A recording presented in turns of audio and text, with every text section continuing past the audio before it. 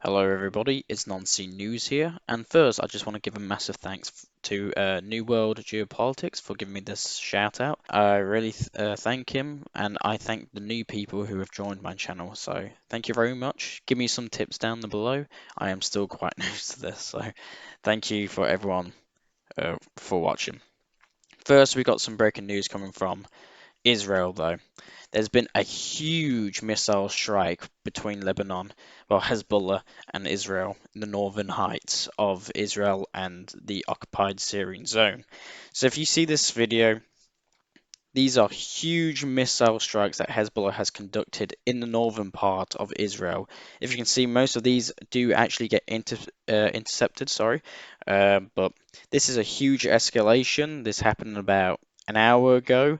Apparently, there was about 100 rockets that was launched from Israel's northeast, reaching all the way to the Lake of Tiflis. So here's the Lake of Tiflis. So apparently these missiles hit so far and they didn't get shot down until the Lake of Tiflis. We don't know how effective this was, but it seems like these rockets were kind of unguided. I don't know. I'm not a massive military expert, but it seems that most of these rockets were unguided. But nevertheless, this is a massive escalation in the Middle East, and even the Pentagon, I will just quote the Pentagon really quickly. The Pentagon has said, "We notice an increase in military activities on the Israeli and Lebanese border, and we do not want further escalation." So the Pentagon has made its statement very clear, and Anthony Blinken is in. I don't know if he's still in Israel, but he's doing a peace plan in the Middle East. So he's visited Israel, he's visited these countries to stop the war in Gaza and to stop this war, which seems to be going, you can't really stop it for escalating even more. So very interesting. And probably the biggest news today is that, oh, sorry, probably the biggest news today is that Russian ships, more Russian ships have arrived in Cuba. If you can see here, these are some Russian ships that have arrived in Cuba. If you can see, they have the big letters E's and stuff, but these are cruisers. So I think this ship right here, what you're seeing is Gorshkov.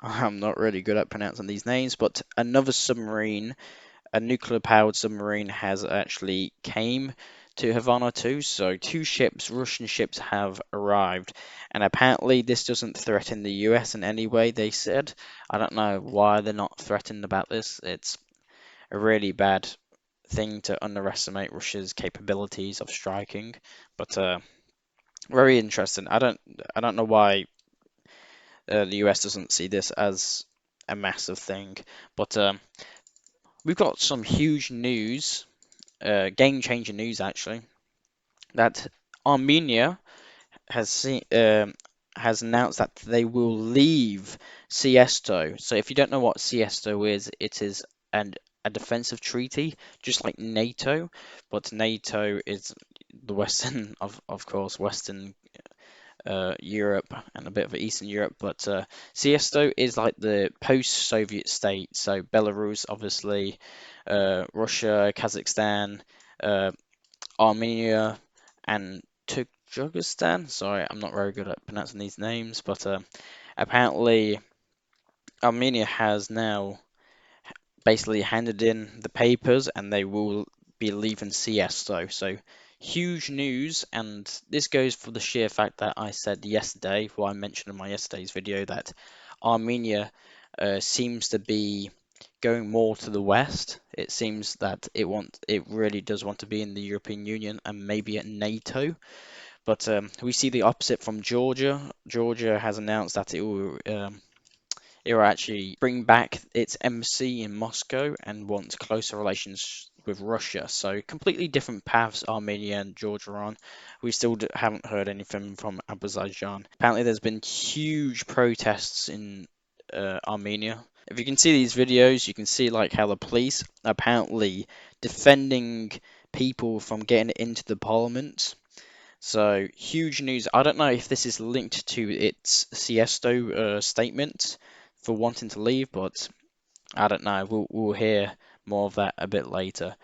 Um, we've got some news that Zelensky, the president of Ukraine, has visited Saudi Arabia. If you can see here, he meets the Crown Prince, and obviously no news have came out why he visited, but obviously he wants Saudi Arabia to join the peace plan in Switzerland, um, which, by the way, Russia's not invited. So Russia is not invited to the peace plan that Zelensky wants to push through. So very interesting. All the big players are not showing up. So China's not showing up to this meeting. Pakistan's not. A lot of African nations are not. Mexico are not. And all the countries that you need, Joe Biden's not attending personally. So very huge things.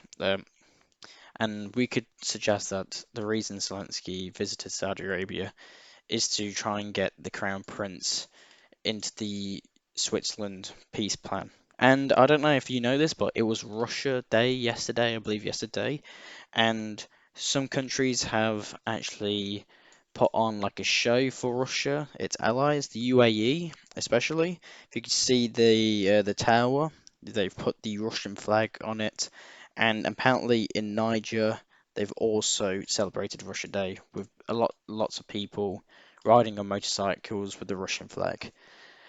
And that's all I have for you today. I hope you guys like these videos. I hope you like and subscribe. And thank you very much for the new people who have showed up. Thank you very much for watching. I'm Non-Scene News. I will try and show you the best news that Western media and other medias do not show you.